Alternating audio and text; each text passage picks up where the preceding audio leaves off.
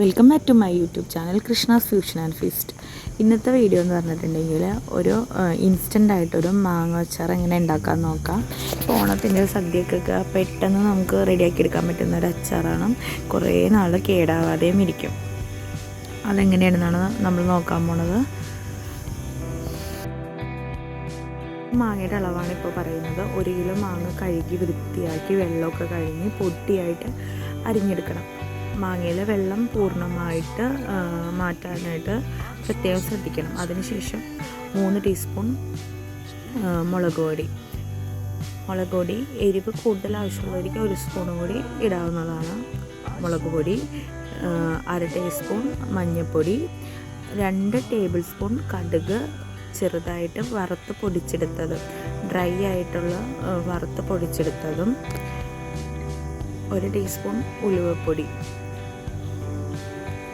ഉപ്പ്,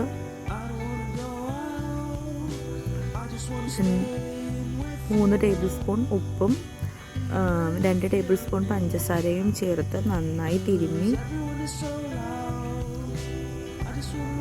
എടുക്കുക. കൈവച്ച് നന്നായി തിരുമ്മി യോജിപ്പിച്ചെടുക്കുക.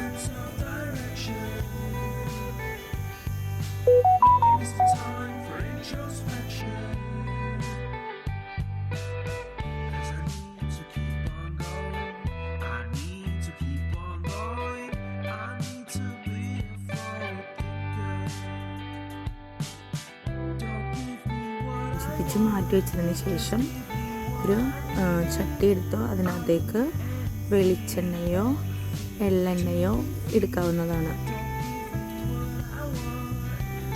അത് ചൂടായി കഴിയുമ്പോൾ കടുക്, 2 ടേബിൾ സ്പൂൺ കടുകും 1 ടേബിൾ സ്പൂൺ ഉലുവയും പൊട്ടിച്ചെടുക്കണം.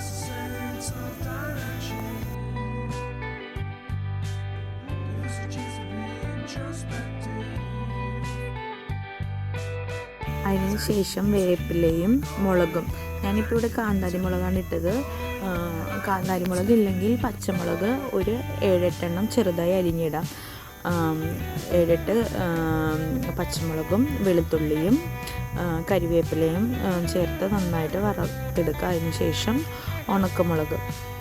ഇതൊന്ന് ഡ്രൈ ആയി വരുമ്പോഴേക്കും ഒരു ഗോൾഡൻ കളർ ആകുമ്പോഴേക്കും അതിനകത്തേക്ക് ഉണക്കമുളക് ചേർക്കുക. അതൊന്ന് വഴറ്റിയ ശേഷം മുളക് പൊടി, ഒരു 2 ടേബിൾ സ്പൂൺ മുളക് പൊടിയും കൂടി ചേർത്ത് ഇളക്കിയെടുക്കുക.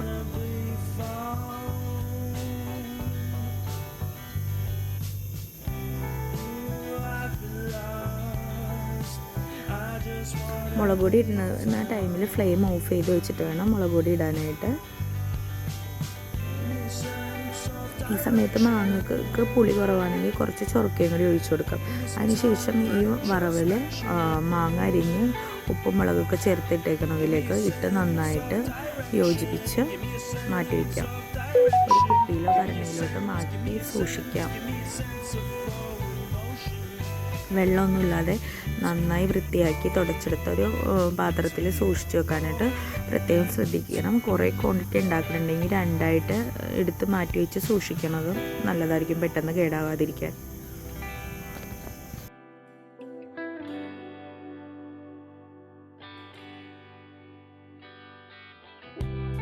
വീഡിയോ ഇഷ്ടപ്പെട്ട എല്ലാവരും ഷെയർ ചെയ്യാനും ലൈക്ക് ചെയ്യാനും മറക്കരുത്. Thank you for watching.